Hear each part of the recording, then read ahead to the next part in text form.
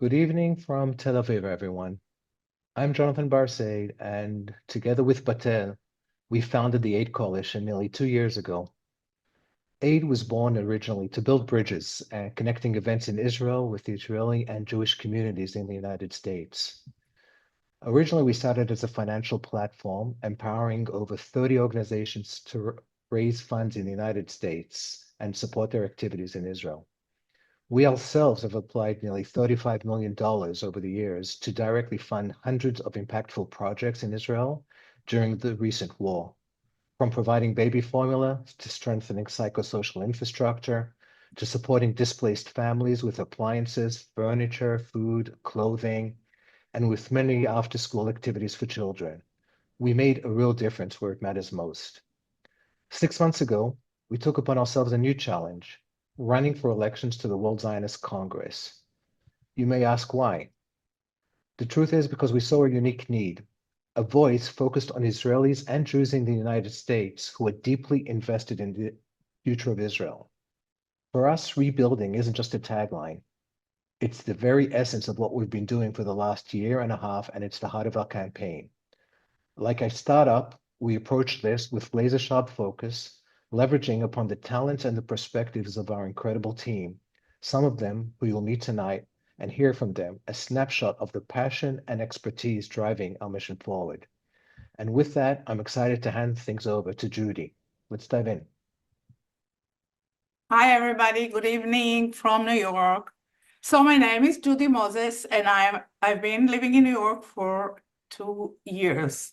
I'm a journalist, radio and television host, and for the last 25 years, I was involved in the Likud party through marriage. And it was a really different, totally different Likud. It was today, I feel that if all of us, all the people will not do something and help the country of Israel, the Zionist dream, the Zionist country is going to be ruined on the third time. And so I joined AID, a wonderful group of people who wants to help our country. Not looking, people in AIDS, they're not looking for jobs, they're not looking for publicity, they're not looking for power, they just want to do as much as possible to improve the life of the people in Israel, and especially those who experience the disasters firsthand. So we are going to start, and I have the honor to introduce you to some of the people who lead AID.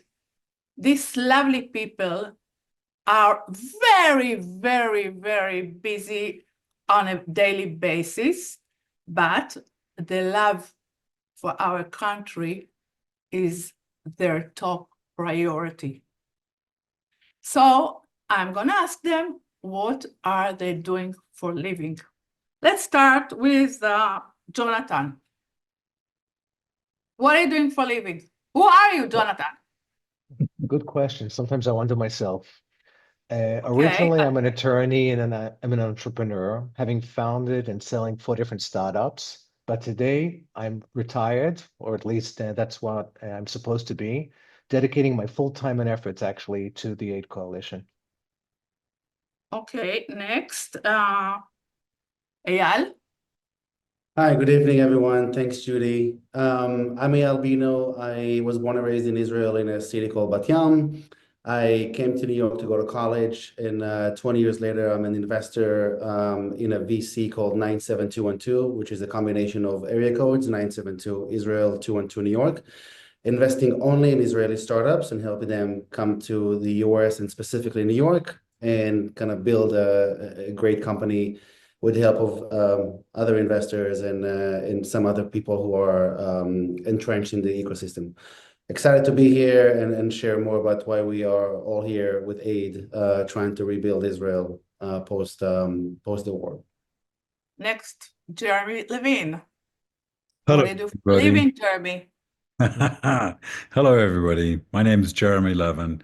Well, first of all, thank you for joining us. Phenomenal. My life is that of essentially looking to find ways to help people cure diseases. I spend every day thinking about that, asking the question, can I find a medicine that will change the life of people with incurable disorders, all of them in the brain? And I started that actually working with the concepts of Shimon Peres, who wanted Israel to be the center of neurology in the world. But what I'm doing here is very simple. I'm here because the group around me is phenomenal. They are people of enormous talent, and all of us are leaning forward to do one thing and one thing only, and that is to build a better Israel. And so I think for me, this is not just a calling, it's an absolute purpose. And we have a professor with us, Tali Reiner Brodetsky. Tali, what do you do for a living besides being a professor? Which I feel I feel that I'm upgrading while talking, having such an important team member. I'm not that important, but I am a biology professor at La Salle University in Philadelphia. And since October 7th, I joined together with my friends and we built Hope for Israel Alliance. We fundraise a lot of money to help Israelis and Israel in general. We fight local anti-Semitism in our local communities here in the US. And we are advocating to release the hostages. In my opinion, it's the most important thing. And now we're going to Tomer Mintz. Tomer, what do you do for a living? You're on mute. Muted, yeah, sorry. Hi, nice to meet you. I'm doing startups. I've now started my fourth. Two of my previous reached the nice target of $100 million in ARR. I just relocated to the state, so I'm really new here for 6 months in the Bay Area. Started my fourth. We developed the way how to compensate and reward people with real money for their sustainability choice.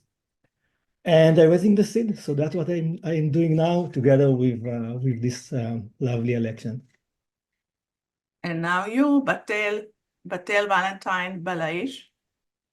Sultanic. Hi. Why not add a fourth name when you can? I have three. I mean, what yeah. is two? Yeah, so Erev Tov, everyone. Up until now, I was a C-level executive in an Israeli agtech startup that after serving about 10 years in the Israeli Navy. Now I'm the co-founder and CEO of the Eight Coalition with a single mission to preserve Israel Jewish and democratic. It was very, did I talk with everybody? Did I miss anyone? We have Ryan with us. Brian is here? Hi, Yes. Brian. Hi, nice Hi, to guys. meet you. Nice surprise. Okay. Who are you, Brian? What do you do for a living? Hi guys, my name is Ryan. I live in New York City. I lived in Israel for a few years. Like some other people here, work in startups. My third company, I'm the CEO of a company called Crosby in the legal space. That's all. It was very short. Okay. Let's go to the next. Judy, Next. Judy, I think you might have missed Asi And Omer. Where is Asi? and Omil. I don't see It's them. a big panel we have tonight. Oh, no. Okay, Ryan, Jeremy. And where is Asi? Asi, Here hi. I am. Asi, Here I it's am, not Judy. against you. I'm so sorry, my dear. No, how dare you? I didn't No, see you in the windows. That's why I'm sorry. that's fine. Hi, good evening. Good I evening, feel like in the Asi. Eurovision What do you do already. for good evening? Yeah. Okay. My What name do you is do for a Asi Berman living? Dayan. I live in New Jersey, in Tenafly.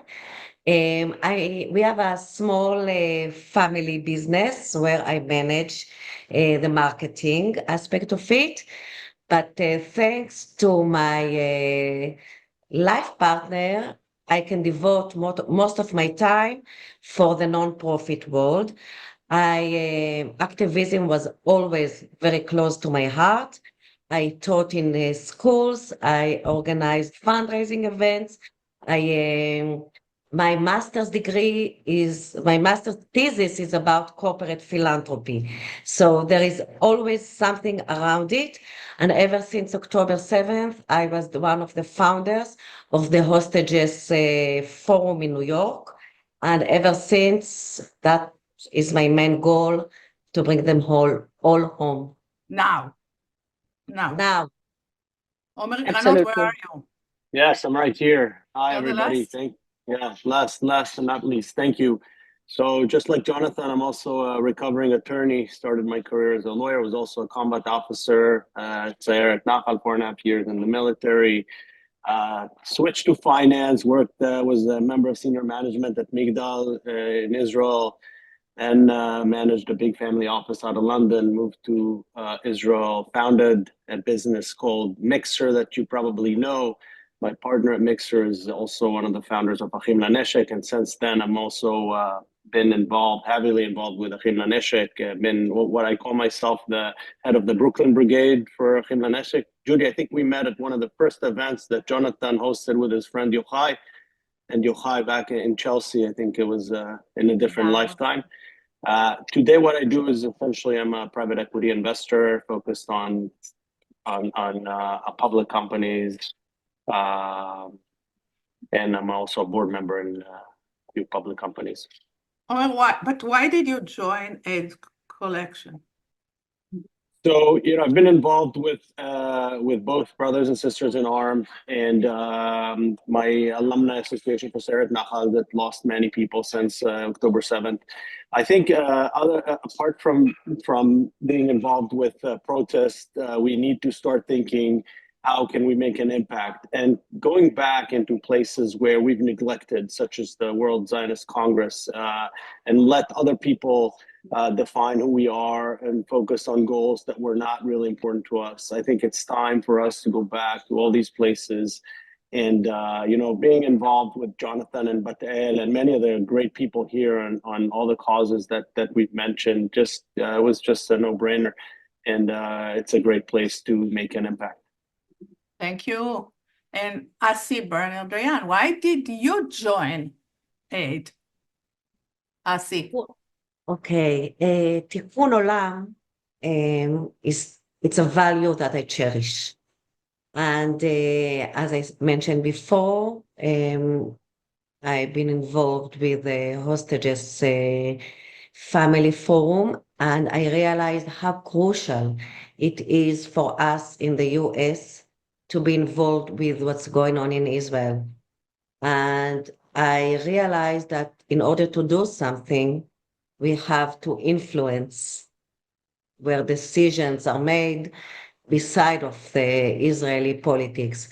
So I realized that the Aid Coalition is the perfect platform, the best group of people, and here I am.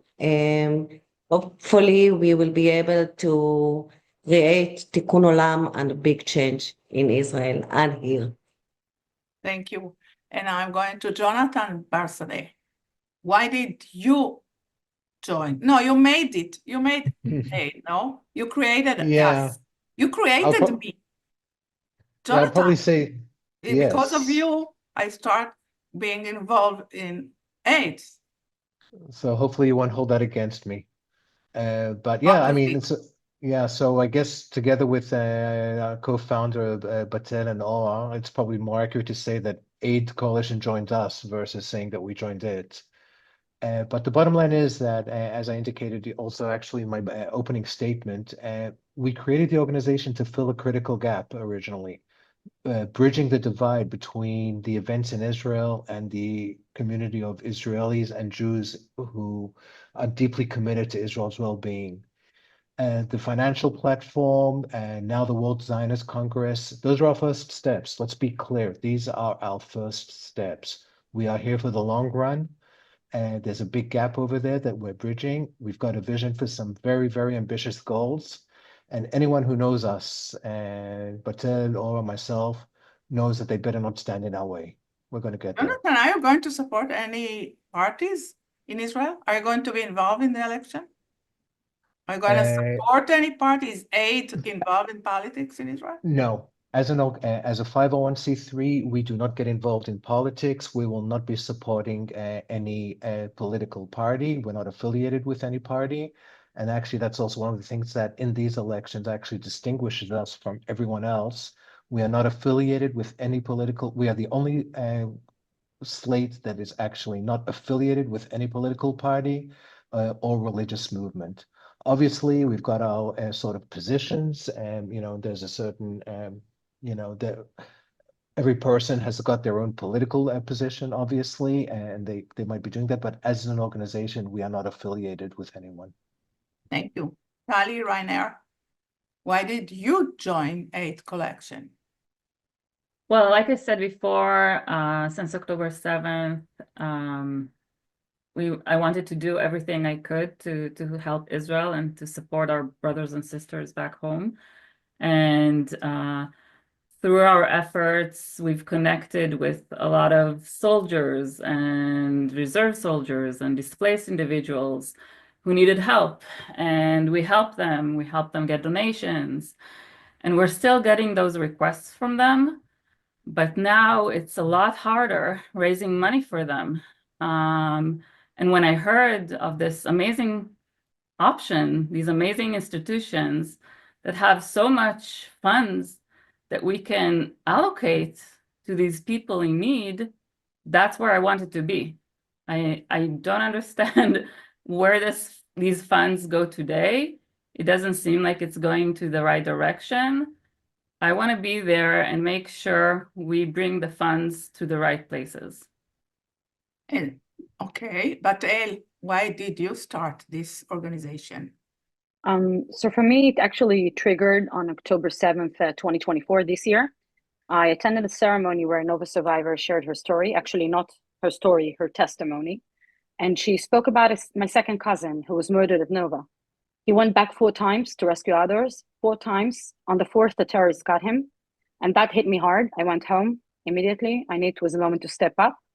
And the question wasn't if we could help, it was how. And that's why I'm here. Amazing. Omer, Granit.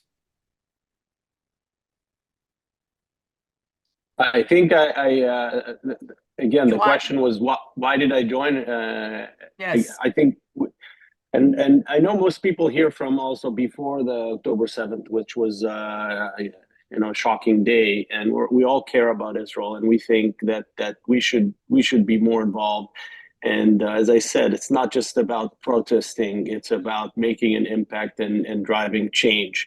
And I think the World Zionist Organization is a great place to start with that change, allocating all these resources into goals that we believe are important, such as assimilating Haredi population into the economy and the military, supporting the South, the Gaza envelope, and the North that were completely destroyed during the last since October 7th. And impacting change within our country, within Israel. There is no such a thing. The diaspora cannot survive and prosper without a strong, prosperous Israel, and vice versa. Israel needs our help now, and this is our venue to make an impact. Thank you. Jeremy, would you like to answer this question? Yes, I would actually. Thank you. In 1897, World Zionist Congress was formed, and it was a bridge for all of the Jews around the world to Israel. Today, it's exactly the same thing. And that's what really interests me, because in the last 2 to 3 years, Israel has awoken as it's never been since 1973, really, for me. And I've seen all of that. First time I was in Israel, 1967. And I've lived through all the periods of time since then, mostly in Israel during the conflicts. But for me, the most important point about the AIDS Coalition is it brings alive today a bridge to every nation around the world. And in thinking that through, the elections to the World Zionist Congress provides the opportunity for those streams of consciousness, those streams of thoughts, all to be coalesced into action in Israel to build a better Israel. just as it was in 1897. So for me, this is the venue that I want to be so that I can help build a stronger, better Israel based on the people that are now living there who are extraordinary and have really demonstrated their ability to make change a reality, just as Jonathan and Batal have just told you. But usually Americans are not so involved in the Congress. What happened now? Why is it different now? Why did you step Judy, in? it's very straightforward. There is a tremendous repository of strength, capability, interest in Israel, but it's rooted in Israel that it was in the past.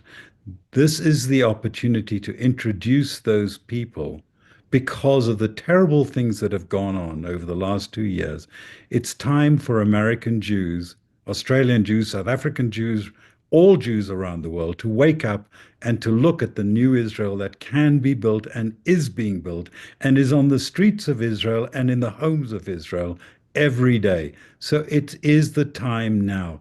You yourself pointed out that you had changed, that you see an opportunity in the future, an opportunity that's different from what was. To me, the AIDS Coalition represents the catalyst for that change, and by helping us create a voice within the World Zionist Congress, we start to move the, the pendulum towards where a greater and better Israel can be by linking with Jews around the world. So that's why I want to do it. And by the way, look around this table. Amazing people. Who wouldn't want to be with them? I do. I do, of course. That's why I'm here. And now I'm moving to Ryan. Where are you, Ryan? I'm here. Ryan, you're also Oh, this is me. this It's is not Ryan. Ryan. Oh, you were No, it's not Ryan. It's changed. me. What a big change, Ryan. Why did you come to AIDS Coalition and you're American? And what happened? So I think What Jeremy summed happened? it up nicely. After October 7th, 2023, I think, like many Americans, we were just so compelled to do something and do something in action. And the AIDS Coalition was like the nerve center for every American who felt connected to Israel and wanted to do something. And anytime any of us had an idea, we went to members of the AIDS Coalition, whether it was through brothers and sisters, Achim Neshek, whether it was through the Hostage Family Forum.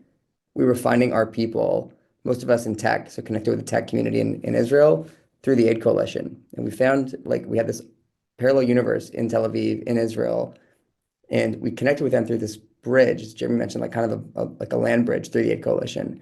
So in my particular case, I started a nonprofit without any intention to do so, rebuilding houses and buildings in the Otef, in Reim, in Kfar Aza.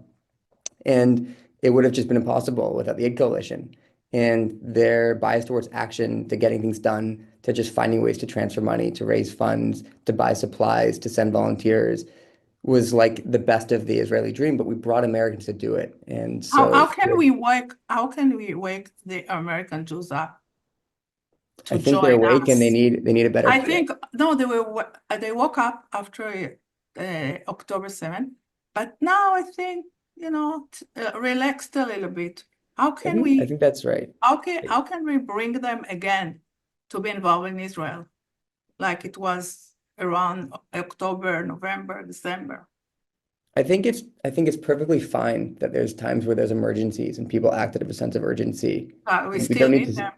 and we don't need to sustain that. But I also think people are looking for these connections, and they're not going to go and seek that. They're not going to create them themselves. When you have these really deliberate communities like what we're building here, and I If think they like hear you business and now, tech, talk to Sorry? them now. Try to persuade them. I've found in this group such an amazing set of peers who just make me feel at home. I'm at home in the tech world, and I have a group of other founders who are part of the tech world who I just relate to on like not even a personal level, just on like a day-to-day what we're going over. And I always felt at home in Israel, but like, I go and visit and I'm mostly with different Americans there, even when I'm visiting. But I found my home here and we have a shared sense of purpose. And the fact that I can actually build and invest in that in a deliberate way with this huge amount of funds that being part of this ticket could potentially get for us creates such a sense of hope that we can actually do something more durable and sustainable, and that won't just disappear in a year or so, when really the emergency that started in 2023 is starting to fade. So this, like being part of this, is what creates a more enduring, sustainable system for having this connection between Americans and Israelis. The budget of the Jewish Congress Yeah. is $1 billion, Yeah. $1.5 billion. Where would you like to direct this money? I mean, I know I don't want to Places. speak for the ticket. 2 places. I think in the OTEF, in the Gaza envelope, there's still so much to being done there, and these are so many people involved in this coalition. And I think as phenomenal and miraculous as the Israeli tech community is, it can be stronger. And it's like such an enduring connection between Americans and Israelis. It can be better. It can be way better. And so this is something Much just to better. create that. Yeah, I agree with it. Thank you so much, Ryan. Thank you. And now I'll talk to Omer. You have a budget of $1.5 billion. People don't know that that's a budget of the Jewish Congress. What is the most important goals in your eyes? So I think the most urgent issues that we have right now is once Israel is, we've managed to, let's hope that things are going to settle down, but is rebuilding the south and the north of Israel and helping a lot of people that were displaced from their houses and experienced terrible tragedy to somewhat return to what we would call a normal life. So that's the most urgent. I think the next step would be, as I mentioned earlier, is help with focus on education, help assimilate the Haredi population and the Muslim population into our society, into our economy, Israel's economy, into the military. If these communities will not engaged in Israel as a part of our community, our society, Israel has no future. And this is why I think it's rebuilding north and the south, and then focusing on education and again also strengthening our democracy and our institutions. Thank you. And now, Asi, what would you do with the money? With the money, it's a lot of money. I want to give actually 3 options beside of the ones Ryan and Omer mentioned. I would take money to support released hostages and their families so they don't have to campaign for the public help to support them. Terrible. What happened now with This is- Yarden Bibas? Yes, exactly. Heartbreaking. This is one. Second is since October 7th, there are so many, as we all know, people who got affected and suffer trauma and post-trauma. And as far as I know, all the trauma centers are collapsing. The government doesn't support them. They are begging for money. So I would donate monies to these places. Here in the US, I really care a lot about Hebrew education and the Israeli community.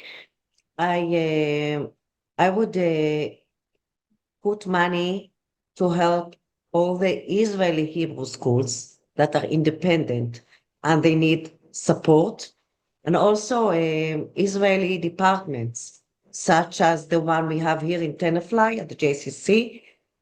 These departments, they give the backup to the community with all kind of activities for young and old and for cultural purposes. So I would target these departments and these institutions to support them. Okay, Jonathan, and you? I would probably say that my answer would probably not be too different. I mean, let me just start by saying that I'm not against projects funded by the World Zionist Congress, but I do believe in a fairer allocation of these resources. And I sort of see these assets, these vast assets. I mean, if you just do a reverse calculation, it's very easy to sort of figure out that the assets of the World Zion of all the different World Zionist institutions are probably valued at something close to $25 billion. This is an asset base that belongs to all of the Jews around the world, not just to certain sectors. And I think what gets to me is the unfair allocation, the sectorial allocation preference that's given, and the personal interest that is used of these funds that actually belong to all of us. In my eyes, I agree with what was said before. I think that funds should be prioritized to rebuilding the North and South versus funding certain sectorial illegal settlements. I think that education support should also be more equitable. I don't think that my child who goes to a general school deserves, I think he deserves the same support as one that goes to a religious school. And really, most important, and I come from the world of entrepreneurship and business, and like Jeremy, and I think nobody would allow us to manage companies the way that these organizations are being run with a total lack of transparency. I mean, again, these assets belong to everyone. They belong to all of us, and they should be used and managed in a very Jonathan, clear and where's the accountable money manner. come from? People were asking me this question. Well, you got to remember, this is an organization that's been building up assets over the course of 130, 140 years. So if they cannot No, the the budget of is- the Jewish Congress. I understand, but what happened is they've been acquiring land. Over 20% of the land in Israel belongs to the JNF, to the Kilna Kayemet. Those properties, there's a lot of real estate that's owned by different real estate companies like Amigul, Amidal. They generate rental revenue. They have a lot of manufacturing plants that generate income. The properties, the land that's owned by the Kilna Kayemet, that is also just a pure rental in addition to the residential rental. So it's a vast asset base that is generating a lot of commercial revenue, as well as also obviously donations that come up from around the world through the Kilna Yesod. Thank you. Jonathan, now you have $1.5 billion in your hands. Where are you going to put them? What is the most? I'm going to Jeremy? Disneyland. No, I'm talking to Jeremy now. Okay, I thought you said Jonathan. Bye, Jonathan. You see, I'm thinking about Jeremy, you. yeah, Jeremy will take me to Disneyland. No, Jeremy, No, this do is you a think? very serious question. No, the most important goals to put the Jewish Congress money, not with jobs like they do now and all kind of giving all nice treatments to people who are close to the head of the organization, which is it's so disgusting. So if aid is going to control the Congress, what are we going to do with the money? $1.5 billion a year is a huge amount of money. It must be directed to one purpose, making Israel stronger. You do that by focusing on education, because it's all about people. People who are educated make a strong country. The second, you must focus on the land. Israel is a place where energy and climate plays an enormous part. And into the future, climate will affect the country enormously. So energy independence, environmental areas that are already there, many of the kibbutzim, many people are thinking about that. Just as they did in 1897, they started funding building the land. The third item is equally important, the economy.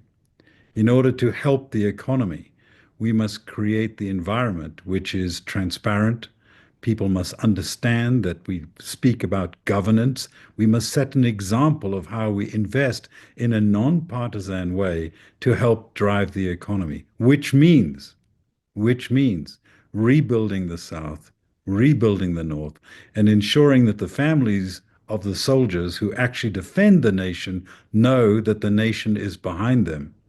So for me, this money is purpose money.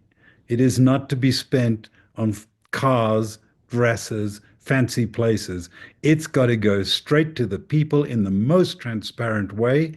And every year going forward, it must commit itself to being completely nonpartisan with one objective, making Israel strong. Thank you. And Asi Berman, Diane, I didn't forget you. No. It's from before. It's from before. You No, didn't I'm forget me. okay. We are good? No, we are Okay. good. We are good. You can continue with the other No, people. you It's know, that's only, me, my ADD sometimes. And it's okay. sorry, but Move on to the smart people that they can תודה. speak. Thanks, Batel. Yeah. Now you have a lot of money. So what are you gonna do with the money? What is the most important goals in your eyes? So I'm going to second what my partner said, Jonathan, and I think the most important thing is to invest in rebuilding the devastated community, the kibbutzim of the north and the south, the land. I think it's most important to invest in education, to have an education system, a core education system, a general, a non-sectarian one that we are all proud of, and that will maintain the Start-up Nation in the long run. And the third thing is that those institutions have to be run by transparency. We need transparency and accountability. We need to know where the money is going. So that's my take here. Okay, את מי שכחתי? I forgot. No, we Oh, can move to the next question. Okay, we Eyal, can go no? to, okay, I let's think Eyal start wanted with to answer this Oh, wait, question. Eyal wanted to relate to it? Maybe. Eyal, where are you, Eyal? I'm here. I missed you. Where are you? So you're gonna have the money. Yeah, I think, I think we talked a lot about the money. I think obviously the only one thing I would add. No, money is make the world go round, darling. It's so That's important. true. That's true. I'm in this business. The other thing I would add on top of everything is a lot of people in Israel have trauma. So I think one of the areas that I was shocked. So I went to Israel in December 23 with a mission of investors to show solidarity and support Israel. I went to Kfar Aza, and I must say, like, even talking about it now, I feel chills in my body because the devastation, the tragedy, the pain of the people who live there, the people who live around, in the south, incredible. And then I go to Tel Aviv and I stay in Tel Aviv because I'm there for a week, and 90% of the people at the hotel are people who were displaced from their homes. And I went to Tel Aviv last week for one of my quarterly trips to Israel for work, and I'm still seeing people displaced from their homes. It's almost a year and a half post the war. It's unbelievable. So that's And one some of thing. them don't have homes to They come don't back. have work. They don't have money. They don't have work. I mean, Honestly, I don't want to say they look like homeless people. They are people who need to recreate their lives. So that's one thing. The other piece that I want to talk about. So I belong to a Reform synagogue. I'm probably one of the only Israelis who actually go to a synagogue, but I do it because my kids went to school there, to daycare. don't apologize. It's okay. It's okay. So back in the day, 5 years ago, 10 years ago, you drop your kids off at the Hebrew school, and then there's like a poster, vote for the reform for the Zionist Congress, and you guys pass by because you got to take your kid to like a basketball practice, right? What I'm seeing now, I think it's in my opinion, is revolutionary. Younger people who have in the middle of their career, people like Batel and Omer and everyone who is part of a coalition is either putting half of their time, all of their time, or some of their time because they care about Israel and they want to build a better country that has better management, because what's unique about Israel is the people. The talent that we have in Israel, you know, you look at today as an example. We go back to war, which is heartbreaking for the hostages, their families, and many people in the country.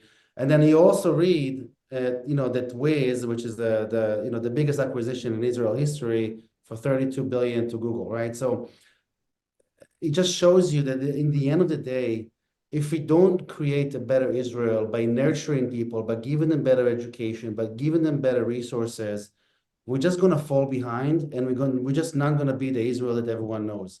And I think everyone here at Aid Coalition want to not just maintain Israel as one of the best countries in the world, if not the best one, but also make Israel better. And, you know, I think the commitment of the people that came together is proof for everyone else who doesn't know what World Congress is and what Aid Coalition is, that you gotta take those 5 minutes, go to the computer, pay the $5 and make sure that you empower us to build a better Israel.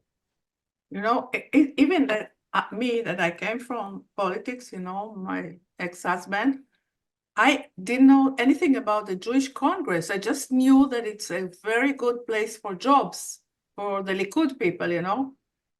And I think it's amazing what you are trying to do now and change the whole spirit of this organization for the good of the people in Israel. So important, really. Can you understand now the potential, but by making this change? When you think about it. Yeah. So that's Yeah, exactly it's what we amazing. need.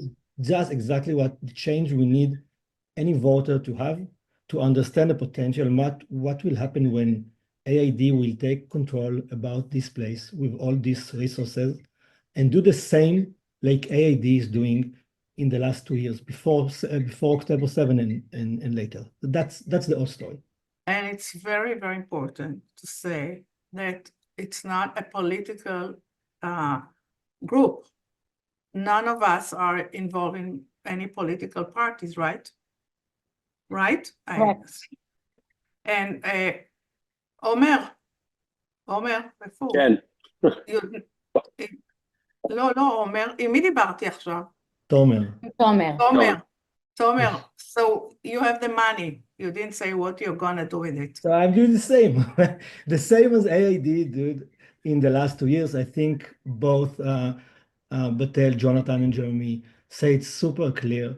Okay, AID was highly invest in protect the democracy in Israel, and the idea to continue do it by education the young people. I think that's the smartest way to protect Israel for the long run.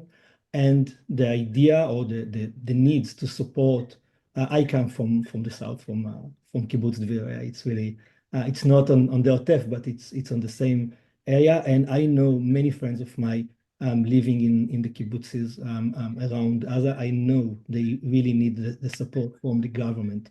They get a lot of support by Achim Laneshek and Bonot Alternativa and other organizations, but they need the support of the government of the country to make them stronger and and pass this time by rebuild this area again. Thank you. Super clear. Thank you, Tomer. My favorite name. Tali, how do you convince people to vote for aid collection? Well, the first thing I tell them is that there is this big pot of money. And if you want to help Israel, if you want to do the best thing for Israel from the US, please support us so we can make sure that the money goes to the right places. And if you don't vote for us, the money will go to places, to all those sectorial investments that we are not interested in promoting.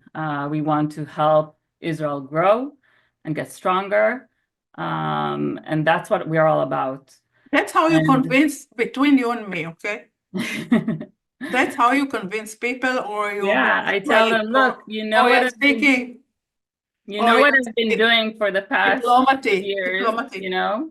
I've Sorry? been, you know what I've been doing, these people I talk to, I tell them, you know, all that I've been doing for the past 2 years. Now we have the opportunity to take that and do it on a larger scale. We want to make sure, I mean, throughout the past 2 years, we looked in all these places that needed help. We verified that the money actually goes to the people who need help and don't go to salaries of charities, of these CEOs of charities or NGOs, but actually go to the people who need. And that's what we want to support. Omer, what about you? How do you convince people to support aid?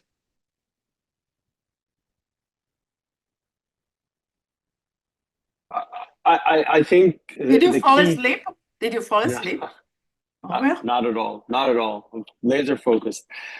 So I think the record also, our record shows that it's not just about words. It's not just about it's about action. And since even as I said, even before October 7th and after, Aid Coalition has been key in supporting Israel's democracy, and post October 7th. Anything from units in the military, Yahalom, Sayeret Nachal, that needed funds. Through Aid Coalition, we managed to raise capital. We managed to send people to Israel, reservists. We've managed to charter planes. We've managed to send a lot of equipment, more than 500 tons of equipment, using aid infrastructure. So again, I believe our record is there, and also and also the fact that we're bipartisan and we're not politically affiliated with anyone, and we're not after, you mentioned jobs. It's not a jobs factory. None of us really wants to be a part of this. We know that we have to be a part of this to create the impact that we all mentioned here. Thank you, Jeremy. How do you convince people? By the way, I'm much rude and much cruel, and I don't speak such a nice language when I try to persuade people to vote for aid. I mean, because you have to push, not gentle, but very, very very tough when you have to convince people, no? I think to recruit people to this endeavor, you have to understand that everybody's mind today is uncertain. Everybody is looking for a rock to stand on. Most people's lives have changed fundamentally, whether they be here in America or Israel. Also in America? Oh, yes. So you start with the principle that, in fact, what you're offering them through this AIDS coalition and the ability to participate is real, meaningful contribution to a change in a place that means a lot to them. Maybe it means a tremendous amount to them. But you have to give them the feeling, the sense, the reality that they are making a difference. Because in confusion, you look for something that gives you the confidence that you're making a difference. Because if you are even making a small difference, then you're making a contribution towards what's good. And the values that underlie what we're doing in AIDS Coalition is exactly that. A commitment to this is a commitment to something that lies in the hearts of all Jews around the world. Thank you. Ryan? Judy, just before we continue, if any of the audience has questions, please put them now in the Q&A, and we'll answer them at the end. Okay? Thank you so much. Okay, Professor. Oh, you see, we are.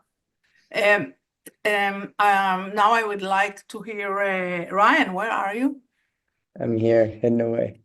Hi, Ryan. So how do you convince your friends? I make it very simple. There's a new relationship between American Jews and Israelis over the last few years. Our roles are different. Americans have a much bigger role to play in Israeli life and vice versa for American Jews. And we need new structures and we need new entities to support that relationship. And this is one of the, if not the most important entities that's come out of October 7th. And it needs to be a big part of the Congress and to be more enduring. And the other organizations are great. They've done incredible work over decades, even centuries, but like this is the time for this new organization to have a bigger platform. And that's why I'm so involved in it, and so many of my American friends are. Amazing. Thank you. And Judy, if I just might last- add, Who is me? Who's talking? I want to Patel, if I just might add to that before we jump into. Patel, it was your turn now. I wanted to talk. Oh, you see, I was coming to you, my dear. we're aligned, Judy. It's the energy between us, between the screens. Patel, I just meant to talk to you. Amazing. How do you convince people to vote for AID? So the way I see this is that Israel is now facing the greatest internal struggle in its history.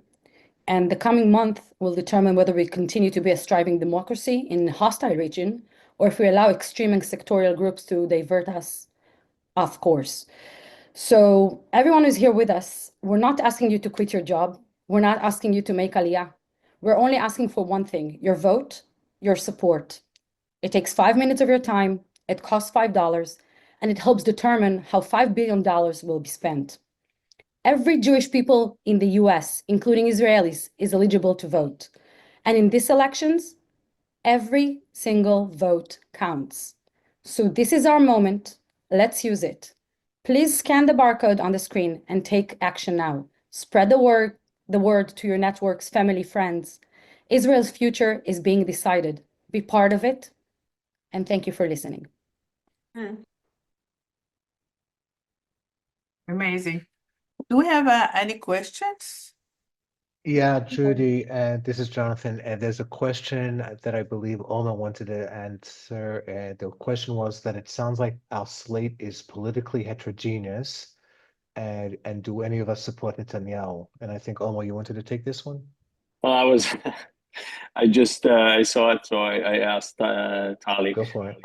To me, I think it's really clear. I mean, Aid Coalition is it started as a pro-democracy group, and even though we're bipartisan, and it's former, Likud and former, we do not support Netanyahu, and there's no one within our delegate list that supports Netanyahu. We are pro-Israel, we're pro-democracy, and we're Zionists. I think these are the values that lead us, and we want a prosperous Israel and prosperous diaspora. So I think that's my 2 cents. If anybody else wants to chime in, feel free. I think I'll just jump in on this one because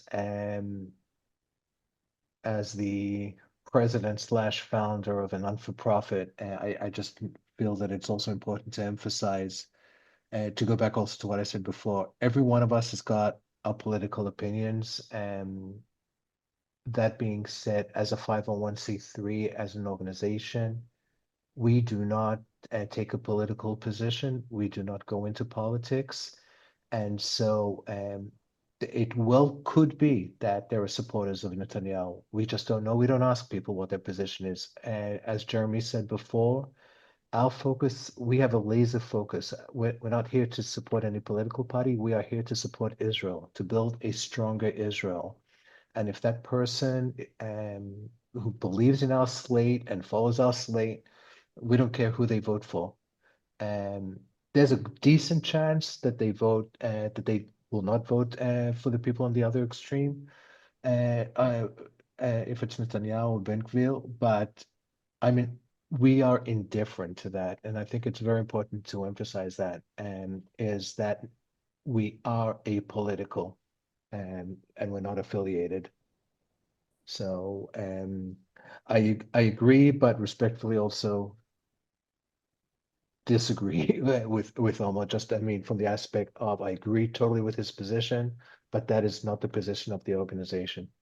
I think the position of the organization is to focus on the good stuff, on the positive stuff, not on the negative. We just want to do good. We don't care about politics now. Just want to help the people in Israel who needs our help. And there are so many of them, unfortunately. Thank No you. politics. Thank you, Judy. So let's move on to the next question from Liat.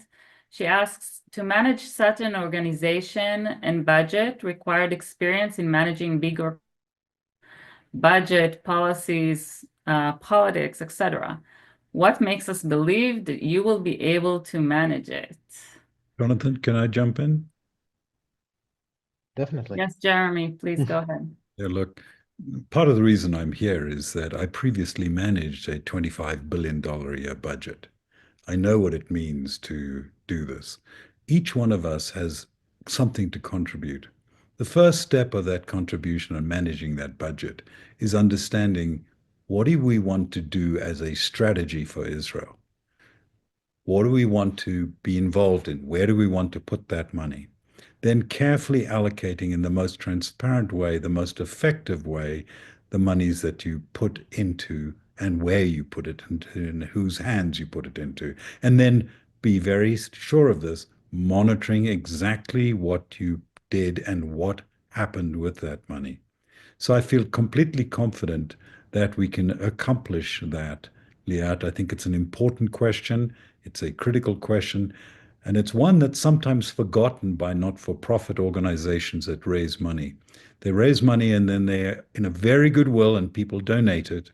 But what we need here and what you see around the table are people with immense capital discipline. Immense capital discipline. Each one of them knows what money means. Each one of them's had to raise capital and build companies. And as I say, in my case, I've just managed huge amounts of capital. So I've got great confidence in my colleagues' abilities. If this slate is elected, we will know exactly, and I mean exactly, how to manage the capital. Thank you, Jonathan. Anybody else want to ask? Jeremy. That was Jeremy. Jeremy, sorry.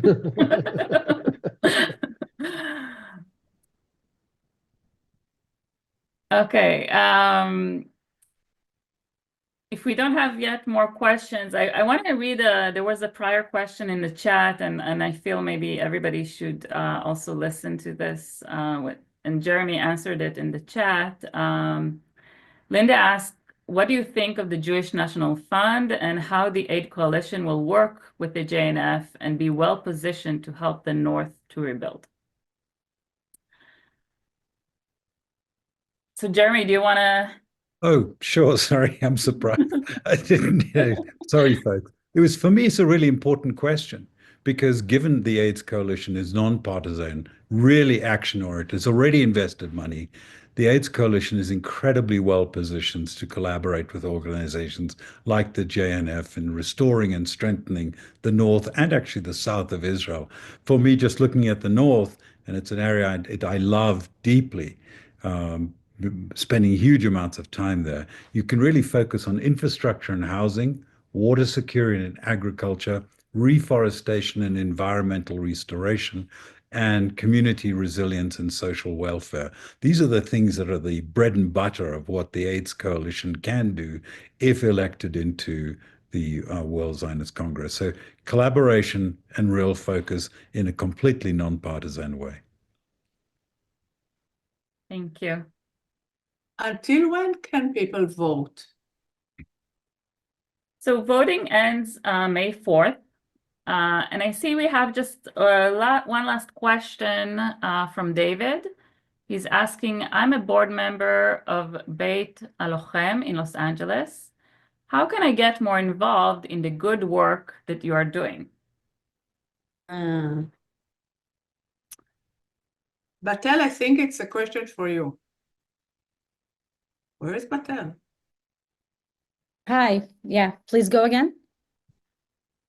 This is a board member of Beit Alochem in Los Angeles, and he wants to get more involved in all the good work that Aid Coalition is doing. Just send me an email and I'll give you a call tomorrow. That's simple. Yes, I guess you can also check Aid Coalition website, and you can see all the projects that they support, and just get involved with one of those. Okay, then I guess we're wrapping up our hour. Can we have up the slide again and remind everybody to vote?